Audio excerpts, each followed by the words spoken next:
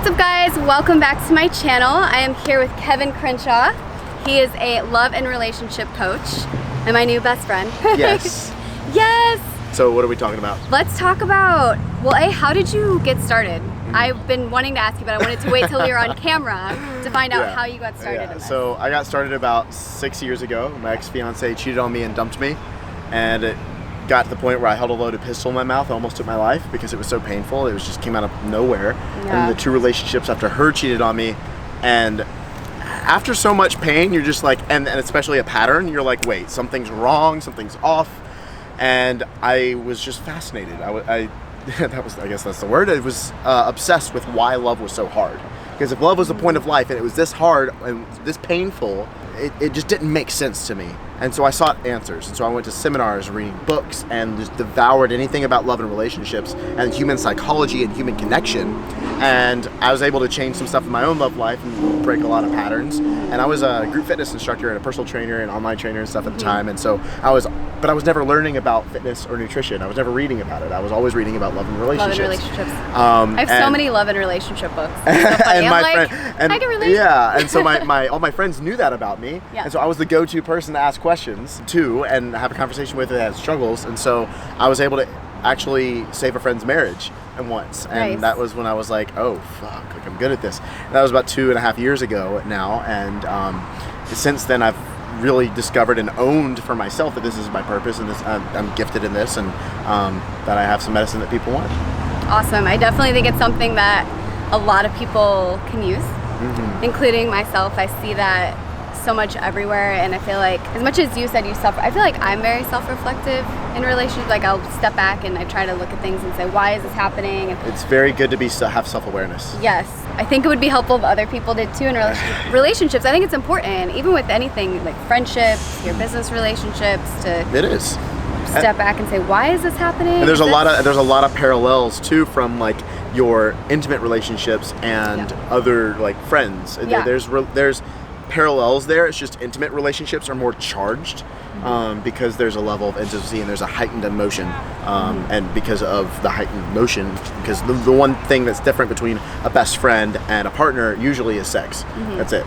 And so, but because of that intimacy, there's a lot more at stake, and if you really haven't owned all parts of yourself. Too, like yes, and so you have your brain, you have your heart, you have your gut, and those are all speaking to you in all the time in different ways, and it's choosing which voice to listen to, and discernment is a huge thing in that. But what I'm trying to say is that most of the time people try to logically, your brain wants to keep you safe, so your brain is like, oh, don't go with that person, or this feels right, fight. but no, I'm not going to do that because it doesn't make sense. Or then what whatever. about, I'll just use for example, a lot of girls that want to go with like the bad guy. Okay, that's a syndrome. really Like, good what question. is, why do we want the bad guy instead of the good guy? What is the that? rebel? So a good guy, I used to be one, so I can speak on this.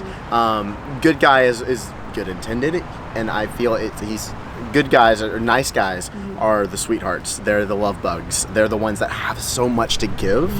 And I know from personal experience, I was scared of offending or hurting women by being in my masculine energy, meaning like, this is what I want. This is what we're gonna do. And it's not out of like an egotistical, like you have no say. It's like a respectful, like, let's do this, right? And that lack of direction, like, okay, so you know, when somebody says, let's say when your boyfriend's like, or you ask your boyfriend, what do you want to eat tonight? He's like, I don't know, what do you want? How does that make you feel? Like on the inside? I don't know. Confused. This happens a lot. Let's see. Let me really think about this so I can give you an honest Like answer. what's happening in your emotions? What's happening in your head? What's in your gut? Like what? Because instantly I feel like I'll be like, I don't care, but I really do care, and I don't know why as a habit we do. Because he'll be like, I know that you're specific on what you want to eat, but I'm like, I don't care. I just want something. But then he'll suggest something, and I say no. And I know it's really frustrating for guys, and it's a very common thing. It's frustrating for you. It's frustrating for me. He literally, so men say what they mean. He literally does not care, but he's lacking the awareness that is the feminine looking to feel some sort of a strength. How you do one thing is how you do everything. So guys listening, make a decision, even if it's the wrong decision and she doesn't want that. Making a decision proves to her that if the shit were to hit the fan, or if something was to happen, that you would take charge. I see. So It's like a subconsciously, leadership I'm looking thing. for, You're which looking- makes sense. Because I want Exactly. him to make a decision, and I want him to pick where we're gonna eat. But I'm still probably gonna say I don't want that. Yes, and that's okay. And then I'm gonna say that I want tacos. but But, in- right, be like, but no, yeah. I want that. He's gonna be like, okay. And it's this weird thing that women do where they like, if guys can read my mind, that means they love me more. So like, if he can guess what, it's subconscious. I do deep think there's like a subconscious. deep subconscious thing, because what you Yes. just said makes sense Yeah. on why that would be doing. Because I don't even realize that I'm doing it, but it's like, what am I wanting? I'm just wanting him to make some kind of decision. Exactly, and when he makes a decision, it proves to you that you're sensing that energetic strength of he's not. And so again, the original question you asked was, why do women seek the bad boy instead of the good guy or the Because nice they make guy? those decisions. That and the Yes. nice guy, you're not sensing a backbone. He's gonna cater to your every desire and your every need, and then you're not sensing like, where's the strength, where's the direction? I want to be. And it's not like this. It's the desire of a partnership. Can I trust you? Are you going to lead us in the right direction? Are you strong enough to hold me and my emotions and all that I am? And if you don't want somebody that's just going to cater to your every need, that's not It's a so partner. funny. I remember whenever I got in my last relationship, when I think way back when. Yeah. And I'm like, God, why did I choose him? Because there were so many red flags. Now that I'm older and I look back at it, and I'm like, I remember one of the things that I said. I was like, he doesn't treat me like every other guy does. He doesn't put me on a pedestal and worship the ground that I walk on. And that attracted me to him. But honestly, it was such an unhealthy like, he was very controlling. He was narcissistic. He was verbally abusive. Like, I went through a very toxic relationship. But how did I? That's when like the red flags were there. But I was just like, oh no, you're so different than all the other guys. Let me go over here. Yes. So it's that non-neediness attracted you. So when somebody walks in the room and they have it, and you sense that like they own themselves. They have it. They're an attractive person. You haven't said a word to them. They haven't even looked at you, but they're attractive. And it's not just in a physical sense, but the way they move their body language, it's a form of non-neediness. So they don't need validation outside of themselves. That's what attracted you to him. He owned himself. Even if he had his own demons, he was rock solid in who he was and what he wanted. So then the question is, where does neediness come from, which is the pleaser? Because being a pleaser is... Which I feel like is ultimately what we really want, right? You have a bug in your ear. Oh, get that out. I saw a bee flying by earlier and I was like, don't freak out. Okay, so neediness... I don't like bees. So neediness comes from a repressed emotional trauma. You break up with somebody and you ignore it and you just go drinking with your friends and you pour into working out and you pour into all these things, and then you lock away all these emotions in your heart. And then somebody comes along and they start to crack open your heart, or you start to feel something for them, and then all of a sudden it comes out and you want to latch onto them. And that's the neediness, because you were looking for that don't leave me again energy, right? So working through, Mother Teresa said it best, if you want to learn to love, you must learn to forgive. So working through forgiveness on your past will break that emotional trauma so that you aren't needing external validation. You can own your self-worth and really stand in that ground. And when you're doing you, that's when everybody is attracted to you. Instead of saying, oh, I'm attracted to them, I hope that they like me, wonder what they're like. Instead of like trying to find the right person, become the right person. It literally is doing you and owning your life and having awareness and knowing what you want, and that will attract into your life. So that's like, without going too crazy, that's like law of attraction, manifestation stuff. Which I've read a lot about, and I believe that. That's why even at certain points I'm like, oh, I need to really, you do have to work on yourself. And I do think that's why I've also always been like, when there are issues, I'm like, let me check myself. Why is this happening again? Especially too, I feel like in arguments or constantly recurring things, I'm like, what about this is really bothering me? What am I upset about? Why does that make me upset? And really digging deeper, because a lot of times, which I'm sure as you point out to people, the things that you're really upset about aren't really it at all. No, it's surface level. A lot of arguments are unmet spiritual needs. Why didn't you take out the trash? I thought you were supposed to take out the trash. It could be a miscommunication. It could also be understanding how men's and women's brains chemically are different. So that is also another topic that we have to talk about. Have you ever, one of the first books I read on relationships, it was Why Men Don't Listen and Women Can't Read Maps. Have you ever read that book? Ooh, I've never heard heard of it. There was a second one I really like. It's been like probably 10 years ago when I read Mars, it. Women Are from Venus. I haven't read that one. Alison Armstrong, In Sync with Opposite Sex. He's definitely read a lot more than me. Those but are it was books. all about men, like how just women and men's brains are wired differently. That is a chemical difference. Yeah. And so when you can understand that, you can appreciate Yeah. the other gender's brain, and you can then learn the language and communicate effectively. Yes. So a lot of communication is speaking your language, but then it's also effective listening. And that's why you have 2 ears and 1 mouth. You need to listen. And I think people, they listen to respond. Right. They like, okay, I have this thing I want to say. I'm going to wait for you to stop talking and then I'm going to say it. Versus like, what are you really saying? Like what you were saying about the argument thing. Like, okay, what's really going on here? Like, let me understand instead of seeing the surface you're attacking me. Because that's not anybody's intention, I don't believe, ever. Right? So, okay, we're having this disagreement. And it's also super important for couples to have this deep connection to truth of what do you want, what are we in a partnership? Yeah. So that you can see, like, let's say that you and I got in an argument, there's an entity in between us, that's the thing, and instead of fighting each other, we would fight the thing. Right. That's a different story. Instead of fighting, I'm in a fight with my girlfriend, or I'm in a fight with my boyfriend. No, you're in a fight together against the thing. some question, some unmet need. You're working through stuff together. You're not in a fight together. It's different. But you have to have that level of truth. So what happens is most people in the butterfly stage, or when you in the honeymoon phase, when they like you get butterflies in your stomach, the relationship's new, everything's amazing. Right. You almost write it off as this like, this is great and it's almost gonna last forever. And it can last forever if you do certain things. I know couples My that analogy is you got to keep pedaling the bike. Yes, but at the same time, that's an opportunity to strategically talk about the deep shit. So instead of like just enjoying the surface level stuff, bring up your deepest darkness and your fears during that time. In the beginning. Yes, when it's amazing, because you're both in a peak state and you're both like feeling each other, and then it's like, hey, I have this fear that you're gonna leave me. I know this is crazy because we have this connection, but I have this fear that you're gonna leave me, might be from my past. What are your fears? Like how can I help you? And when you can have that open dialogue, that's when there's an argument, because you're in a relationship with somebody. It's gonna happen, a disagreement, something's gonna happen that's gonna upset you. Yeah. That's when you can have all that history of you've gotten that shit out of the way. You've had those conversations, so you can approach it as a partnership instead of attacking each other. And that's super important. And I talk a lot about there's 7 stages of a relationship, and that's actually stage 3 is something hit me in the face. That's actually stage 3 is a moment of truth. And if you want to learn more about the 7 stages of relationships, follow me on the gram or come down to Mach Love.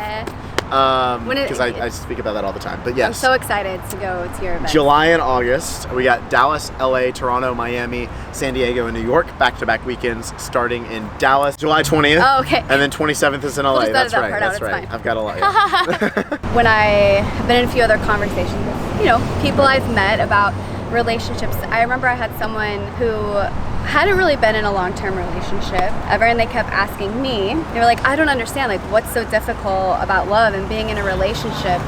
And I feel like anytime I have met other people that have been in longer-term relationships, they're like, oh, it takes work and it takes this and compromise and all these things. So I don't know, do you feel like it really does take work in people, or do you think some people have this expectation that a relationship should just be easy? You compromise and I do what makes her happy and I do what makes him happy, and it should just be that. Otherwise, if I don't feel like that, then I should just leave the relationship.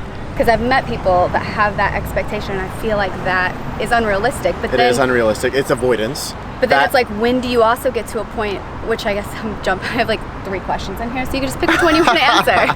Because something I've noticed and I've struggled with through my dating, life span here, when do you know when to walk away? Like, what point are you like, this is unhealthy? Okay, so I'm going to interject. Okay. That's a lot of discernment, and your heart's going to know the answer. You're going to know if like this ain't right.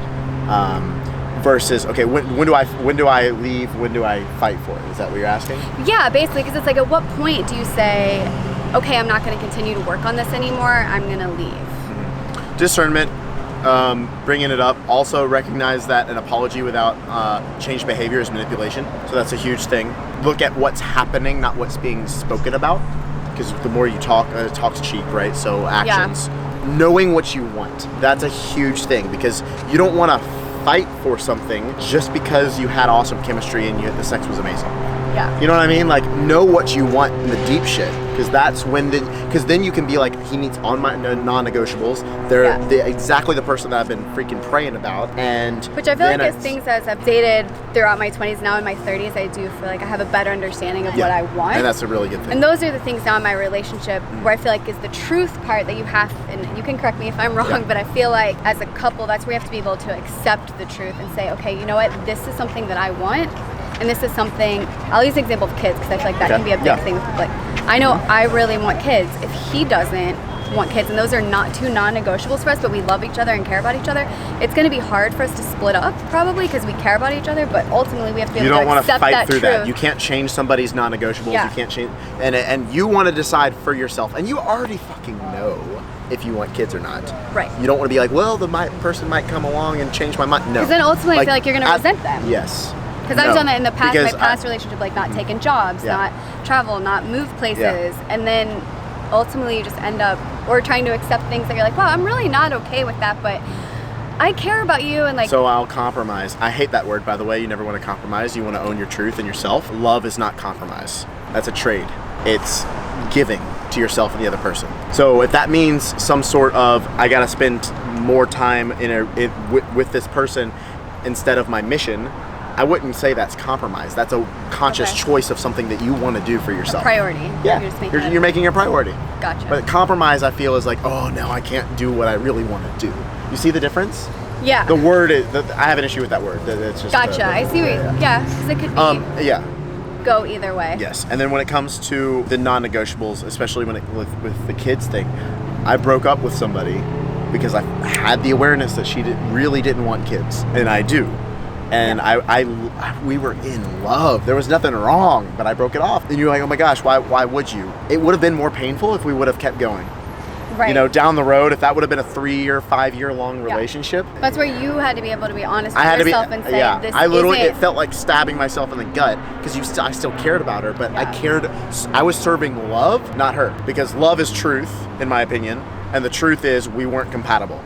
Even though I loved her guts, I still love her guts. She's an amazing person, but we weren't compatible. And that's also something that you want to know, is just because you love somebody doesn't mean they have to be your forever person. Yeah. The change is the one constant. This backdrop isn't going to be here for forever. The weather isn't going to be like this forever. It's changed since we started recording. Relationships aren't forever. Love is, and an expression, the one thing that you need to do is just be present in the moment and enjoy what you have. There's never a lack of love. I talked about this on my Instagram story today. You get cheated on, somebody leaves you, somebody dumps you, that has really not much to do with you and more to do with them. Yeah. So often, for me, I was like, okay, well, I'm not enough. And I was looking at the other person going like, oh, they left me for them. What's wrong with me? Especially in the dating scene, if you're not monogamous with a single person, somebody seeing somebody else, somebody cheating on you has nothing to do with your own worth or less love for you. Because if there's been a moment of truth where they've said that they love you, I believe that that's what's true. And the other thing might just be their fears. The other thing might just be, times changed, or they saw a different perspective on something and it's like, oh, we're not compatible. But their love for you as a human being, I believe, never really changes. So you want to look, and if you're in that interesting situation, you've been cheated on or something, look at the love that's around you. I think most people have. I feel like everyone has. Look at the love that's around you. Don't look at the love that you're lacking, because that's when you're attached to that person and they're not even in your life. You haven't talked to them in a year and a half and you're still thinking about them every day.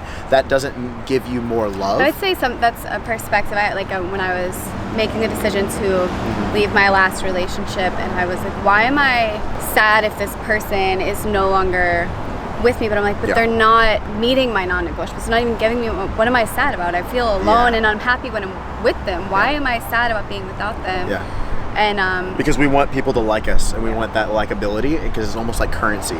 So it's like, even if you know that they're not right for you, it's like, I want you to come back and say that you love me, and then, oh, I'll be fine, and then let me break up with you. And it's like this weird game, but you want to kill that external validation seeking, and that's owning yourself. So it's like finding out 100 reasons why you're the shit and selling yourself on you, standing in your own ground, and that way you're just a dope person doing dope shit with other dope people, instead of like, oh, I need this, I need your love.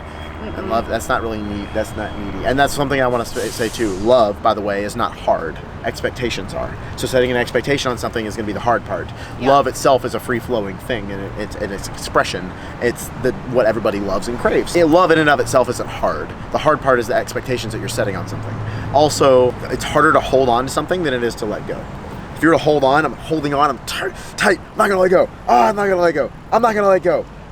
Letting go is just a decision and a release of tension. It's easier to let go and be and flow than it is to hold on to an outcome and an expectation, which is where a lot of suffering happens in relationships. And so, I just really wanted to. I've been going on a rant. No, it's so good, but I don't want to give all your stuff away. You have your in-person events. Can people stream these events online or? Maybe. Follow me, you'll figure it out. All right, guys, that's all we have for you today. That's it. Make sure you follow Kevin. I will drop all of his information down below, maybe even like right here or right here. See if we can fit it on the screen. Bam. Make sure you give this video a thumbs up. Leave us a comment. Let us know if you have more questions. Maybe we'll do another one of these. Yeah. Just for y'all. Later.